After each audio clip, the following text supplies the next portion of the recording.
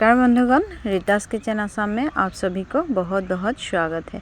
आज हम पकाएंगे मुआ मास की कढ़ी, जो हमारे आसाम में मुआ मास बोलते हैं।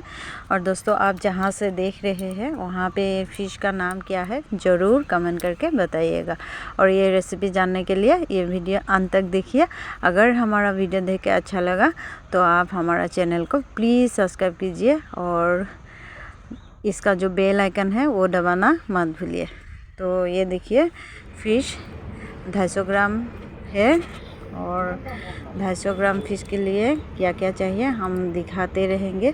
पहले ये फ़िश अच्छे से साफ़ कर लेना ज़रूरी है, नहीं तो तीता यानी इसका जो पेट में गीलापन जो रहता है वो निकालना बहुत ज़रूरी है। निकाल लिया, अच्छे से धो लिया और मसाला तैयार करेंगे। हरी मिर्ची और 3 प्याज लिया और 3 टमाटर लिया। और अगर आपको ज़्यादा तीखा पसंद है तो ज़्यादा भी आप ले सकते हैं हरी मिर्ची। और हरी मिर्ची से बनाने से इसका खुशबू ज़्यादा अच्छा होगा।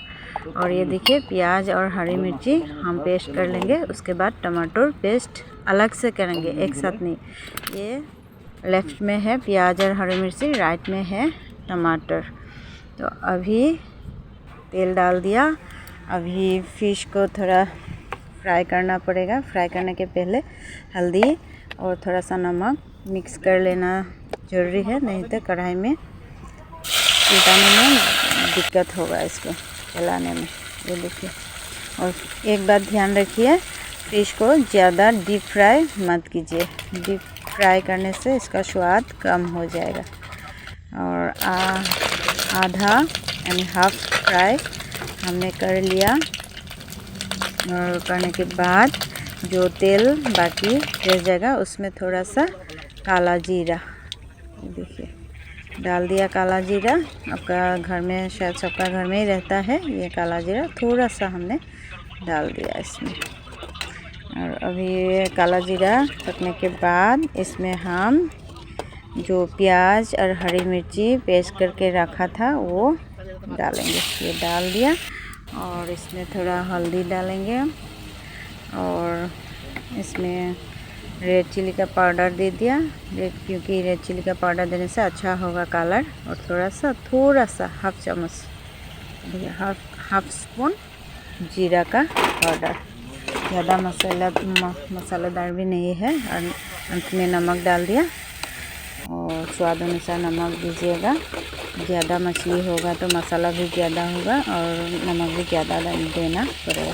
और इसको प्याज और जो हरी मिर्ची का पेस्ट है ये अच्छे से इसको भून के पकाना है। ये देखिए, पूरा इसका जो अंदर का तेल निकल आएगा तब हम टमाटर का जो पेस्ट है ये इसमें ऐड करेंगे। पहले प्याज और हरी मिर्ची का पेस्ट था वो तेल में फ्राई कर लिया। उसके बाद हम टमाटर का जो पेस्ट था वो इसमें ऐड किया।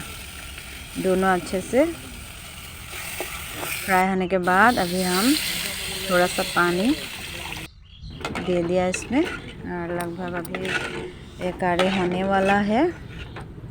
पानी दे दिया। ये देखिए कलर कितना सुंदर हो गया। ये देखिए,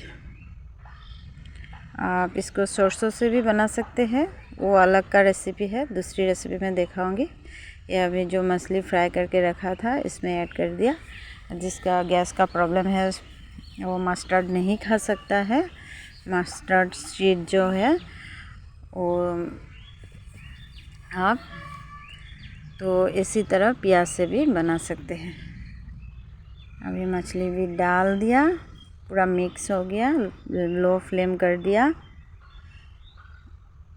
गैस का स्टीम लो फ्लेम कर दिया। देखिए, अभी हरा धनिया का पत्ता इसमें ऐड कर दिया। ये देखिए, खुशबू बहुत अच्छा आ रहा है। प्लीज़ दोस्तों, आप लोग भी ज़रूर इस तरह से ट्राई कीजिएगा। ज़्यादा मसालेदार भी नहीं है, मसाला कम है, लेकिन खाने में बहुत मज़ेदार होगा। ये देखिए इसका लुक्स कितना अच्छा हो गया। अभी गरम गरम भात के साथ इसको सर्व कर सकते हैं। तो कैसा लगा दोस्तों हमारा वीडियो देख के, तो कमेंट करके ज़रूर बताइएगा और ज़रूर ये रेसिपी आप लोग ट्राई कीजिएगा। धन्यवाद।